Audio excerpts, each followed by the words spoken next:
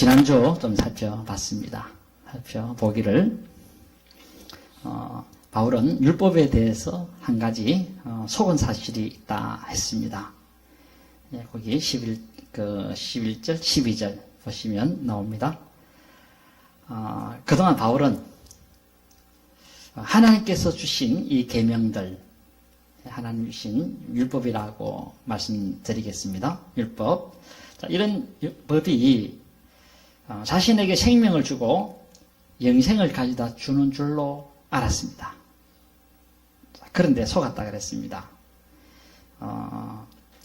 영생을 가져다 줄 알았던 그런 법이 자신을 도리어 지옥으로 보내더라는 것입니다. 물론 이렇게 된 연유는 율법이 잘못된 법이기 때문에가 아니라 탐욕을 부린 자신의 죄 때문이었다. 그렇게 단정하고 있긴 합니다. 자, 이게 이제 지난주 여러분들에게 말씀을 드린 내용이고, 자, 이렇게 바울 사도가 로마 기독교인들에게 이야기를 하니까, 자, 로마 기독교인들은 그런 이야기들을 들으면서 하나의 입장이 생겼습니다.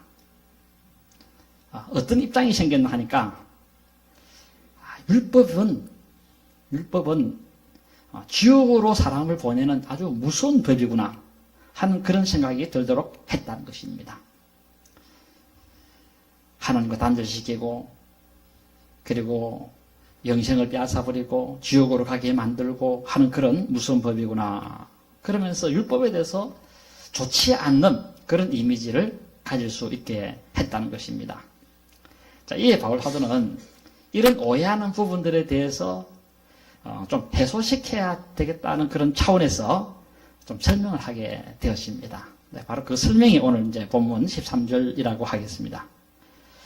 여기 13절에 보시면 율법은 나쁜 법이 아니라는 것입니다. 악한 법이 아니라는 것입니다. 바울 사도 그렇게 말씀하지 않습니까?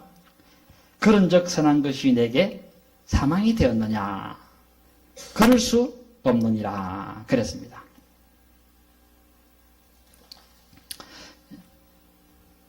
율법은 좋은 법이고 착한 법이라는 것입니다. 이 착한 것이 나를 죽였느냐? 그렇지 않다는 것입니다. 여기 죽인다는 의미는 앞서 말씀을 좀 언급드렸습니다만 하나님과 관계를 단절되게 만들고 영적으로 죽게 만들고 지옥으로 끌고 가게 만들고 하는 그런 하나의 의미를 가진다고 하겠습니다. 율법이 바울을 지옥으로 가게 했는가 할 때 그게 아니고 바울 속에 있었던 탐심이 율법을 어기게 했고 이로써 영원한 죽음이 오게 되어졌다는 것입니다. 좀 더 설명드리면, 앞서 말씀한 내용을 거듭 말씀드리면 율법이 잘못된 것이 아니라는 것입니다. 여기까지 이해되어지죠? 자, 그러면 뭐냐? 자, 13절 율법은 오직 죄가 죄로 드러나는 역할을 하는 그런 일을 한다는 것입니다. 여기 오직이라는 말이 나오는데요. 접속사입니다. 접속사인데 알라 그 13절에 그 중반절에 나오죠. 알라. 이 알라는 접속사인데요. 접속사는 도리어라는 그런 의미의 접속사라고 하겠습니다. 도리어. 율법은 도리어 하나님과의 관계를 단절시키는 것만 하는 것이 아니라 그 사람의 죄가 죄로 드러나게 하는 역할을 한다는 것입니다. 그러니 이게 무슨 나쁜 것이고 이게 무슨 악한 것이냐 하고 바울 사도가 지금 반문하는 것입니다. 여기 죄가 죄로 드러나게 하기 위해서 하는 그런 그 구절이 나오죠. 구절이 나오는데 그 구절의 내용은 뭐냐 하면 죄가 죄로 드러난 결과 하는 그런 의미로 보면 되겠습니다. 목적절로 해석하지 말고 이것은 결과절로 해석하면 됩니다. 결과절로. 결과. 즉 죄가 죄로 드러난 결과. 선한 그것이 나를 죽게 만들었다 하고 그렇게 말씀하고 있습니다. 자, 그래서 바울 사도가 여기서 밝히는 것은 뭐냐? 자신을 죽게 만든 원인은 뭐냐? 바로 율법이라는 것입니다. 쉽게 말하자면 바울이 지옥에 가게 된 것은 율법에 의해서 물론 자기가 잘못한 것이 전제되고 그래서 지옥에 가게 되어지게 됐다는 것입니다. 자, 그러면서 이제 좀 더 설명을 합니다. 그 설명은 13절 중반절입니다. 13절 중반절인데 이는 계명으로 말미암아 죄로 심히 제되게 하려 함이라 그랬습니다. 요 구절도 앞의 내용과 같은 것을 말씀하는 것으로서 좀 설명하는 것이다. 이렇게 보시면 되겠습니다. 좀 더 쉽게 이제 설명을 더 하는 것입니다. 예, 앞서 바울이 말씀드린 것은 뭡니까? 율법은 영적인 죽음을 일으키는 일을 했다는 것입니다. 예. 그래서 보면 그렇습니다. 내가 하나님의 계명을 범하게 될 때 그런 동감을 가지게 되어지게 됩니다. 어떤 동감을 가지게 되나 하면 나는 지옥 가도 할 말이 없는 인간이다. 이런 느낌을 받게 된다는 것입니다. 그런데 율법은 여기서 조금 더 나가서 인간으로 하여금 철저하게 엄청난 죄를 지은 그런 죄인됨을 느끼도록 만드는 그런 역할을 한다는 것입니다. 그런 역할을 하기 위해서 또 하나님께서 이 율법을 사람들에게 주셨다는 것입니다. 그래서 이 계명의 역할은 뭐냐면 심히 죄가 되게 하는 역할을 한다는 것입니다. 심히 죄가 되게 하는 역할.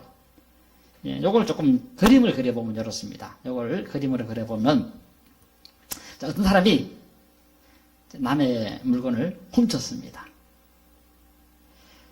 그런데 훔친 그 사람을 보니까 굉장히 가슴 아파하고 힘들어하고 괴로워하고 잠도 자지를 못하고 안절부절하고 굉장히 고통스러워하는 것을 보게 되었습니다. 내가 훔치긴 훔쳤지만 그 상대방을 보면서 마음은 아픕니다. 내가 잘고다 해서 그 사람 것을 훔쳤지만은 그러나 내가 참 잘못했구나. 내 손목을 꺼내야 될 그런 존재로구나. 저런 착한 사람을 이렇게 힘들게 만들었으니 참 내가 몹쓸 짓을 했구나. 그래서 마음이 괴롭고 힘들고 내가 이웃을 향한 사랑이 없었구나 하는 그런 느낌을 받지 않습니까? 그래서 괴롭는데 그런데 더 괴로운 것은 뭐냐? 하나님의 계명을 어겼다는 것입니다. 내가 지금 이렇게 행동함으로써 하나님이 나를 보시고 뭐라고 하실까? 하나님이 얼마나 가슴 아파하실까? 나를 위해서 자기 아들을 보내서 십자가에 못 박혀 죽기까지 내 죄를 용서해 주는데 나는 이따위로 살다니 하면서 얼마나 자기를 심하게 질책하겠느냐라는 것입니다. 하나님께서는 도둑질 하지 마라. 그렇게 이야기를 했는데 이웃을 사랑하지 못한 것에 대해서는 좀 가슴이 덜 아파도 하나님의 이 계명을 어겼다는 생각이 들어지면서 너무나도 내가 엄청난 죄를 범했구나. 이런 하나의 느낌을 받게 되게 된다는 것입니다. 그래서 이런 내용을 표하는 것이 바로 오늘 13절 마지막 부분의 그 구절 내용이라고 하겠습니다. 이는 계명으로 말미암아 죄로 심히 제되게 하려 함이라 하는 그런 의미의 뜻이라고 보면 되겠습니다. 자, 그러므로 사람이 무엇으로 인해서 죄가 더 많은 결과가 왔는가, 더 엄청난 죄를 지었다고 하는 그런 생각을 가지게 되어졌는가 할 때 계명으로 인해서 그렇다라는 것입니다. 하나님께서 주신 계명으로 인해서 심히 죄가 굉장한 죄를 지은 그런 인간으로 결과를 만들어내고 말았다는 것입니다. 앞서 조금 언급했습니다마는 도둑질한 그것이 이웃을 사랑하지 않는 죄에서 그 정도 죄에서 이제는 이웃을 사랑하지 않는 그런 죄 정도를 넘어서 하나님의 계명까지도 하나님의 그 명령 지시까지도 어겨버리는 이런 중범죄를 범한 죄인이 되고 말았다는 것입니다. 율법만 없었으면 이웃 사랑하지 못한 그 죄만 양심의 가책을 느끼면 되지만 하나님이 일단 명령한 그것을 어긴 이상에는 하나님의 계명을 어긴 한마디로 배반자가 되고 만다는 것입니다. 하나님이 무슨 지시를 했는데 안 해보세요. 반항자 아닙니까? 반역자 아닙니까? 하나님 나라 반역자가 되는 것입니다. 이것은 굉장한 죄가 이제 이게 큰 것으로 지금 현재 이제 만들어지게 되어진다고 하겠습니다. 자, 그러면서 바울 사도는 자기 신앙 경험에 대한 명백한 사실 하나를 모든 사람 앞에 하나 밝혀내고 있습니다. 굉장히 충격적이고 놀라운 하나의 사실인데, 바울 사도가 이 말 안 했으면 아마 바울 사도에 대해서 아무도 몰랐을 겁니다.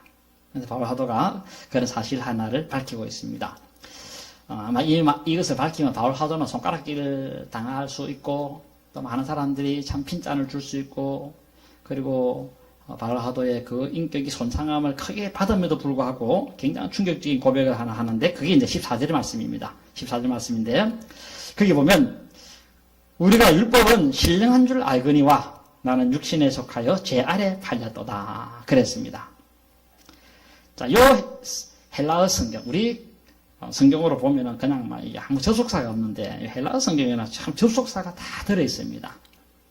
왜 이거 접속사를 해석하지 않았는가 하는 이 문제에 대해서는 우리가 다 그 번역자들에게 알 수는 없지만은, 그렇기 때문에 요 실장을 읽어봐도 참 어렵습니다. 힘듭니다. 무엇을 말하는 것인지, 어떤 것을 말하는 것인지 잘 모르는데, 그러나 이 헬라어 성경에 보면은 이게 접속사 가르 호티라고 이렇게 두 가지 접속사가 나옵니다. 가르라고 하는 이 의미는 뭐냐면 그러니까 하는 그런 뜻입니다. 그러니까 요 14절 초반절에 그러니까 혹은 다시 말하자면 하는 그런 의미의 접속사가 되겠습니다. 그러니까. 자, 그러니까 하는 이 말을 들어보면 무엇을 느낍니까? 앞에 말하는 뭐가 좀 생각나야 되겠죠? 앞에 말하는 거. 예. 그건 뭐냐면, 율법이 신령한 줄, 그러니까 앞에 말한 것, 예. 자, 앞에 말한 것인데, 자, 그래서, 자, 이 바울 사도는 앞에 것을 분석해보고 앞에 것을 결론 내려볼 때에 율법은 신령한 줄 알고 있다는 것입니다. 자, 그러나 나는 육신에 있음으로 죄 아래 팔렸도다 하고 자신의 상태에 대해서 모든 로마 기독교인들에게 밝히고 있습니다. 사실 앞서 말씀을 좀 드렸지만 바울 사도로서는 인간적으로는 이런 말들을 언급하고 싶지 않습니다. 왜냐하니까 참 수치스럽고 창피스럽고 부끄럽기 때문에 그렇습니다. 나는 육신에 있음으로 죄 아래 팔렸도다. 이렇게 말하기가 쉽지 않았다는 것입니다. 그런 말 들었을 때 로마 기독교인들이 어떤 생각을 가지겠습니까? 바울도 행편없는 인간이구나. 그 정도밖에 안 되나? 우리 꾀목하보다 못하네. 아마 이런 평가를 받을 수도 있었을 것입니다. 그런데 바울 사도는 사실을 사실되게 말하는데 그것이 사실이기 때문에 그렇다는 것입니다. 자기의 현재 그 모습이 사실이다. 그것은 어떤 사실이냐 할 때 나는 육신에 속하여 죄 아래 팔렸다 하고 말하고 있다는 것입니다. 여기 두 가지 이제 언급하는데, 첫째는 바울은 육신에 속해 있다 그렇게 말씀하고 있습니다. 나도 다른 사람들과 별반 다른 것이 없이 육신을 가지고 있습니다. 그러니까 이렇게 이제 해석하면 무난하겠습니다.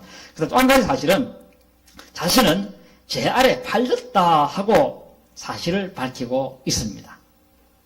여기 죄 아래 팔렸다는 이 의미는 뭐냐면 악의 지배 아래 팔렸다 하는 그런 의미의 뜻이 되겠습니다. 악의 지배 아래 팔렸다. 참 바울도 악의 지배 아래 팔렸다. 이게 가능할 법하냐 할 수 있겠습니다만은, 그러나 바울이 스스로 자백한 것을 볼 때 우리는 뭐 그렇구나 그냥 알게 되어지는 것밖에 없습니다. 뭐 알려달라고 한 것도 아닌데 바울 사도가 스스로 말한 것에 대해서는 우리가 액면 그대로 받아야 될 것입니다. 자, 그러면 왜 자신이 악의 지배에 팔렸는가 할 때 그 이유에 대해서는 언급은 안 하지만, 육신에 있다는 앞에 그 내용을 단서로 해볼 때에 자신이 악의 지배 아래에 팔려지게 된 것은 육신을 가지고 있는 것 때문에 하는 이런 암시는 받는다라는 것입니다. 문제는 악의 권세에 팔려지게 된 것은 바로 육신 때문이라는 것입니다. 타락한 인간 속에는 내재해 있는 육신, 이것에 의해서 자신이 팔려지게 된다라는 것입니다. 자, 그러면 여기 죄 아래 팔렸다는 이 의미는 뭐냐 하면, 의미는 뭐냐면 자신은 노예와 마찬가지로 죄의 근세에 팔려진 사람이다 하는 그런 의미입니다. 좀 중요하기 때문에 한 번 더 말씀드려보면 자신은 노예와 마찬가지로 죄의 근세에 팔려진 사람이라 그런 의미를 가진다고 하겠습니다. 자, 그러면 우리가 여기서 알아야 할 것은 뭡니까? 우리 기독교인들의 내면 상태는 뭐냐 하면 신령한 기독교인도 육신을 가지고 있다는 것입니다. 신령한 기독교인들도 바울과 마찬가지로 죄의 근세에 팔려진 존재라는 것. 이 두 가지를 우리가 반드시 알고서 신앙생활을 할 수 있어야 한다는 것입니다. 내가 육신을 가지고 있다는 것. 그럼 나도 언제든 실수할 수 있는 그런 존재라는 사실. 그 다음에 죄의 근세에 팔려진 존재라는 이 사실. 그래서 우리가 예수님을 믿는다고 해서 악에서 완전히 해방된 자가 아니고 악을 저지를 수 있는 혹은 육신의 욕망을 추구할 수 있는 세력이 우리 안에 존재하고 있다라는 것입니다. 바로 신령한 그리스도인들도 파괴적인 악의 힘의 지배를 받는다는 것입니다. 그래서 자칫 방심하면 악의 지배에 휘둘려서 나쁜 짓, 안 해야 될 짓들을 서슴없이 할 수 있는 것이 우리 기독교인들이라는 것입니다. 아담의 타락 후에 인간은 그 속에 악을 행하고 나쁜 짓을 일삼고 못된 짓을 행하고자 하는 것이 있다는 것이 이걸 육신이라고 합니다. 이것은 중생해도 없어지는 것이 아니다 하고 말씀드릴 수가 있습니다.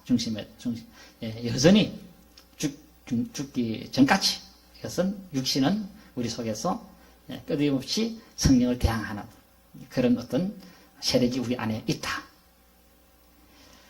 자, 그래서 바울도 이것을 가지고 있다 하고 있고, 바로 이 그랬습니다. 인간의 이 육신의 욕망은 솟아나는 샘물과 같다.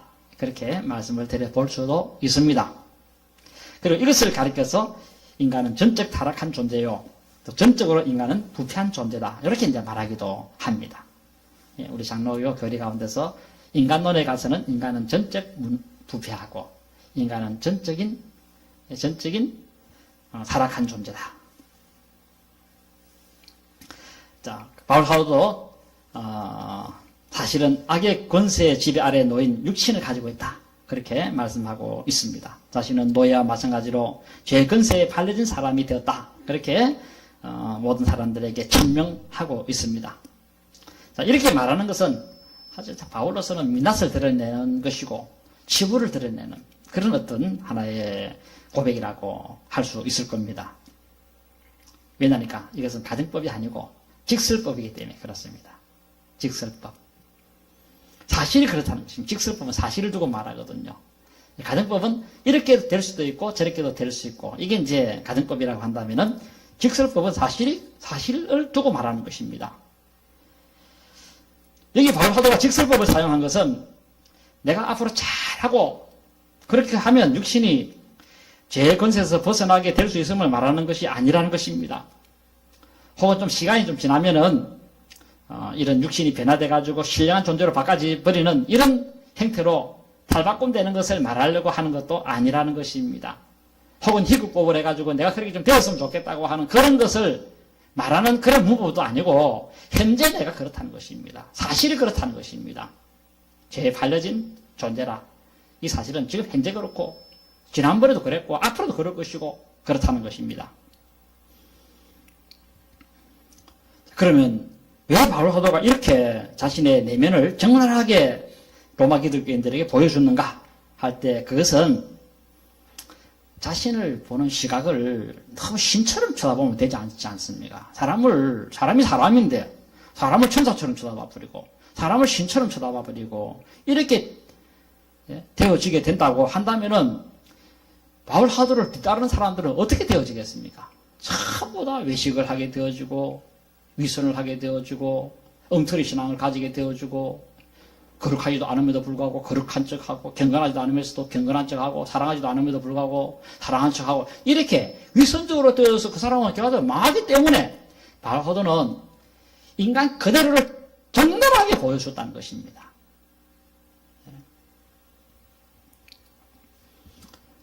바울 사도가 자기가 천사처럼 이런 식으로 만약에 부각시켜서 그 로마 기독교인들에게 만약에 말했다고 한다면 아마 로마 기독교인들은 망인다시를 할 겁니다. 왜 우리는 바울처럼 못 담느냐? 물론 바울은 하늘 높이까지 올라갈 수 있지만은 그러므로 인해서 우리는 하나님께 버림받은 존재가 아닌가 하는 이런 구원에 대한 의심까지도 가질 수 있게 만드는 오류가 있기 때문에 바울 사도는 정확하게 자신의 존재에 대해서 말을 했다는 것입니다. 예. 루스라니까 거기서 바울 사도가 안전뱅이를 일으키니까 서서 신인 줄 알고 그냥 신인 줄 알고 이래 할 때 아니라 우리도 인간이다 하고 그렇게 말을 했지 않습니까? 그래서 우리가 자칫 자기의 그 사실을 바르게 드러내지 못하게 될 경우에는 잘못된 신앙을 교인들이 가질 수 있게 만들어 버린다는 것입니다. 그래서 바울 사도는 이런 영적인 사실에 대해서 좀 더 이제 설명을 해야만 했다는 것입니다. 그것이 이제 15절부터 나옵니다. 마지막으로 나오는데, 자, 15절에 보시면 이렇게 말합니다.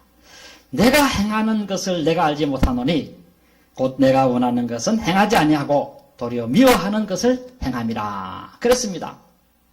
내가 행하는 것을 내가 알지 못한다.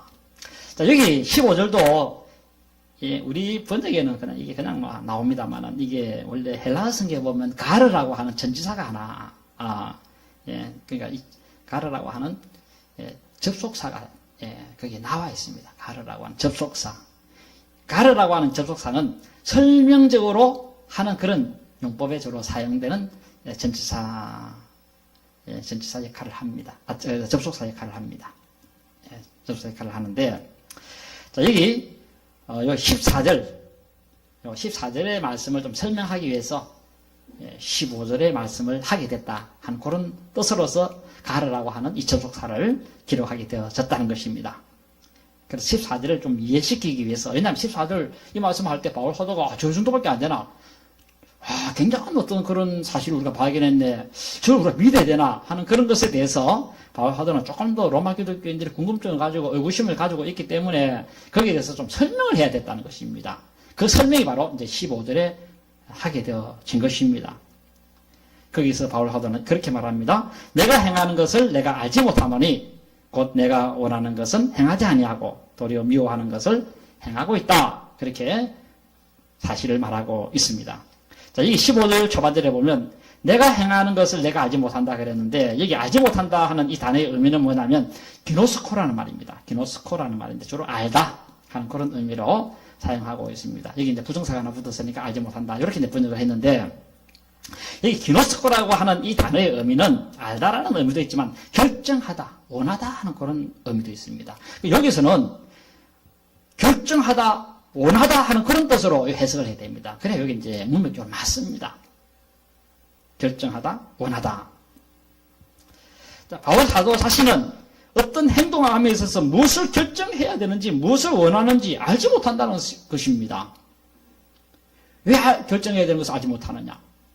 왜 그렇게 원하는 것에 대해서 알지 못했느냐? 이유는 원하는 것은 하지 아니하고 도리어 미워하는 그것을 행하는 자신의 모습이 있더라는 것입니다. 문제가. 이게 바울 사도 경험을 지금 이야기하는 것입니다. 경험. 자기는 이렇게 살아오면서 이런 경우가 있는데 로마 기독교 당신네들 안 그랬습니까? 이런 하나의 또 질문도 드릴 수 있겠죠. 바울 사도는 원하는 이것은 행하지 아니하고 도리어 미워하는 그것을 행하는 그런 적이 종종 있었다는 것입니다. 다 사람들은 다 이럴 겁니다.